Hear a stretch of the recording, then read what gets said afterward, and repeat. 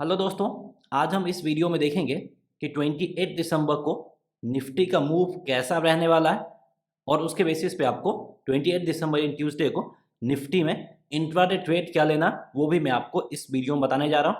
तो आप इस वीडियो में लास्ट तक बने रहें। तो डायरेक्ट यहाँ पे हम निफ्टी के 15 मिनट्स के चार्ट को देखना चाहेंगे। अगर आप निफ्टी के 15 मिनट्स के चार्ट को देखें तो आज मार्केट गैप डाउन ओपन हुआ है और फ्राइडे को मार्केट गैप अप ओपन हुआ था। फ्राइडे को मार्केट गैप अप ओपन हुआ था, लेकिन उसके बाद जबरदस्त डाउनफॉल मूव दिखाया था और लास्ट में थोड़ा सा रिकवरी दिखा के क्लोजिंग दिया था, लेकिन क्लोजिंग जहां पे ओपन हुआ था उससे काफी नीचे दिया।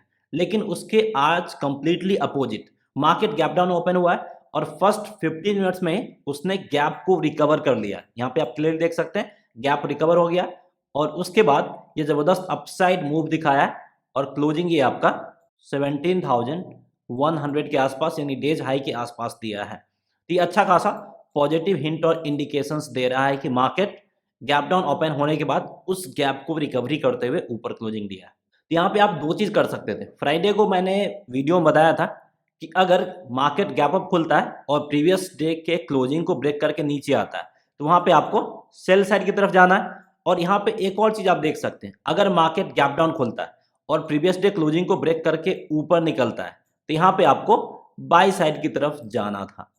इसके बारे में हम पिछले कई वीडियो में ऑलरेडी डिस्कस कर चुके हैं और ये दो चीज आपको आगे भी ध्यान रखना है। अगर मार्केट गैप अप खुलता है और नीचे आता है और प्रीवियस डे क्लोजिंग या फिर प्रीवियस डे हाई को ब्रेक करता है तो आपको सेल करना है, और मार्केट नीचे खुलता है और प्रीवियस डे क्लोजिंग को ब्रेक करके ऊपर निकलता है तो आपको बाई करना है।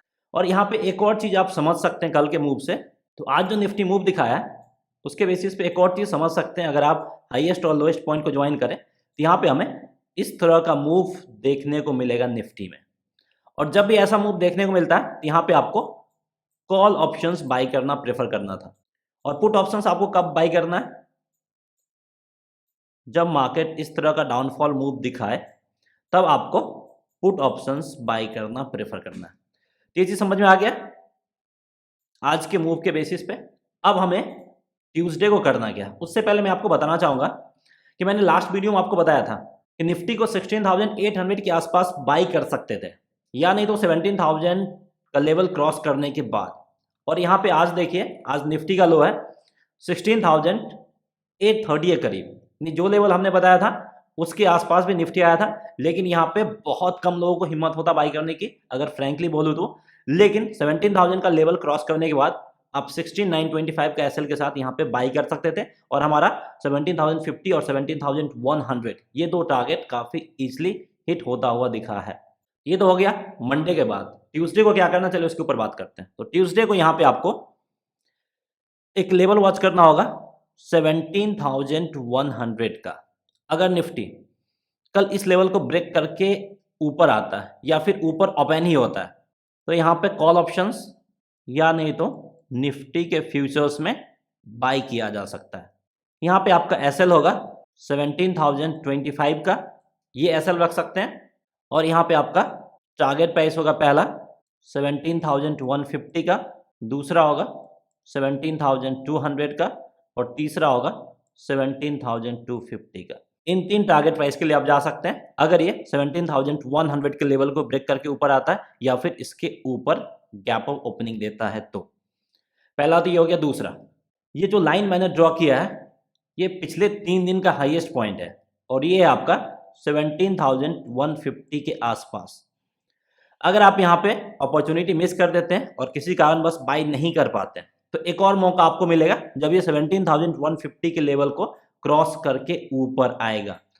और यहाँ पे आपको वॉल्यूम पे भी ध्यान देना है। वॉल्यूम पे कंफ्यूजन रहता है कि वॉल्यूम कितना होना चाहिए। जब भी कोई ब्रेकआउट देता है तो आप वॉल्यूम पे गौर करें। वॉल्यूम पिछला 3-4 कैंडल पे जितना है उससे ज्यादा होना चाहिए, एटलीस्ट 50% टू 100%, उससे ज्यादा होना चाहिए तो वो एक सफिशियंट वॉल्यूम माना जाएगा और उसके बेसिस पे हम बाई कर सकते हैं। अगर ऐसा नहीं है, पिछला 4-5 कैंडल के बराबर ही वॉल्यूम है और ब्रेकआउट दे रहा है तो वो ब्रेकआउट सस्टेनेबल नहीं है। ये चीज आप वॉल्यूम के बेसिस पे फाइंड कर सकते हैं। तो एक बार 17,150 का लेवल क्रॉस होने के बाद भी आप बाई साइड की तरफ जा सकते हैं ऑप्शंस में या नहीं तो फ्यूचर्स में 17,200 और 17,250, ये दो आपका टारगेट प्राइस होगा। और यहाँ पे एसएल होगा आपका 17,075 का, ये आपका एसएल हो जाएगा और ये टारगेट प्राइस होगा। तो दो जगह आप बाई कर सकते हैं। और बाई चांस नीचे आता है, जिसके चांसेस थोड़े से कम दिख रहे हैं, 16,800 के आसपास आता है, तो यहाँ पे बिना डरे हुए आप बाई कर सकते हैं 17,000 के टारगेट के लिए। तो इन तीन जगहों पे बाई कर सकते हैं। और कौन सा कॉल ऑप्शंस बाई करना है, अगर आप कहीं पे भी बाई करते हैं तो 17,100 वाला कॉल ऑप्शंस आपको ट्यूसडे यानी 28 दिसंबर को बाई करना है। ये परफेक्ट कॉल ऑप्शन है जहां पे आपको मैक्सिमम बेनिफिट मिल सकता है। तो कब बाई करना है, कौन सा कॉल ऑप्शंस बाई करना है, और फ्यूचर्स में आप लेवल के बेसिस पे डिसीजन ले ही सकते हैं कि आपको बाई क्या करना है ट्यूसडे यानी 28 अक्टूबर को। चलिए देख लेते हैं कि पुट ऑप्शंस में हमें कब और कौन सा पुट ऑप्शंस बाई करना है।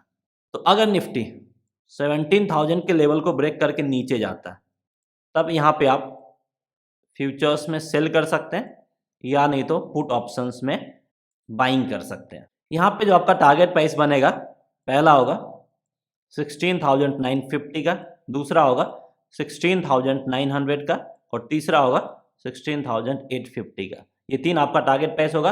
और एसएल यहाँ पे रखना है 17,100 का, ये हमारा एसएल होगा। और ये सारा टारगेट प्राइस के लिए आप बिकवाली कर सकते हैं निफ्टी के फ्यूचर्स में, अगर ये 17,000 के लेवल को ब्रेक करके नीचे आता है तो। दूसरा, अगर ये आपको 17,250 से लेके 17,300 के आसपास मिल जाता है, ये परफेक्ट रेंज है सेल करने के लिए, या नहीं तो पुट ऑप्शंस बाई करने के लिए। तो यहाँ पे आप 17,100, 17,050 और 17,000 इन तीन टारगेट प्राइस के लिए बिकवाली कर सकते हैं। एसएल रखना है 17,350 का, ये हमारा एसएल हो जाएगा। तो इस तरह से आप ये दो जगह पे आप निफ्टी में बिकवाली कर सकते हैं। और पुट ऑप्शंस कौन सा बाई करना है, आपको यहाँ पे 17,000 का ही पुट ऑप्शंस बाई करना है, अगर आप ट्यूसडे यानी 28 दिसंबर को पुट ऑप्शंस बाई करने की सोच रहे हैं तो। चलिए अब हम इसके ऑप्शन चेन के ऊपर बात करना चाहेंगे। अगर आप निफ्टी के ऑप्शन चेन को देखें तो यहाँ पे नेक और ब्रेक लेवल जो बन गया है वो हो गया आपका 17,100, और कल नेक और ब्रेक लेवल हुआ करता था 17,000 का लेवल। 17,100 नेक और ब्रेक लेवल क्यों है, क्योंकि यहाँ पे पुट में 32 लाख के करीब ओपन इंटरेस्ट है और कॉल में आपका 42 लाख के करीब ओपन इंटरेस्ट है।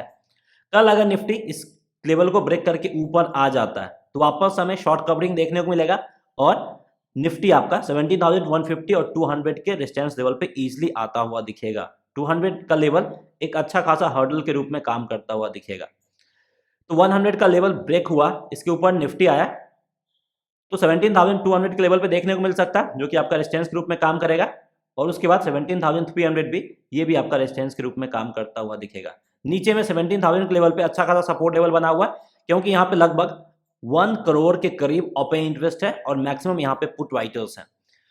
तो 17,000 के लेवल पे जबरदस्त पुट राइटिंग होकर रखा है। ये लेवल 28 दिसंबर को ब्रेक करना बहुत मुश्किल है। अगर ये लेवल ब्रेक हुआ तो इसके बाद आप 100 पॉइंट्स और नीचे जा सकते हैं और 16,900 तक का लेवल आप इजीली देख सकते हैं। लेकिन 17,000 का लेवल ब्रेक होने के चांसेस बहुत कम है। तो नीचे में 17,000 और 16,900 ये दो काफी इंपॉर्टेंट और काफी स्ट्रांग सपोर्ट के रूप में काम करेगा, और ऊपर में 17,200 और 300 ये दो आपका अच्छा खासा रेजिस्टेंस के रूप में काम करता हुआ दिखेगा निफ्टी के लिए। सो दैट्स ऑल फ्रेंड्स, उम्मीद करते हैं कि आपको हमारा निफ्टी एनालिसिस वाला वीडियो अच्छा लगा होगा। अगर आपको हमारा ये वीडियो अच्छा लगा है तो प्लीज़ इस वीडियो को लाइक करके हमें इनकरेज कीजिए, और अगर अभी तक आपने हमारे चैनल को सब्सक्राइब नहीं किया तो चैनल को सब्सक्राइब कीजिए और बेल आइकन दबाना ना भूलें। So that's all friends, thanks for watching.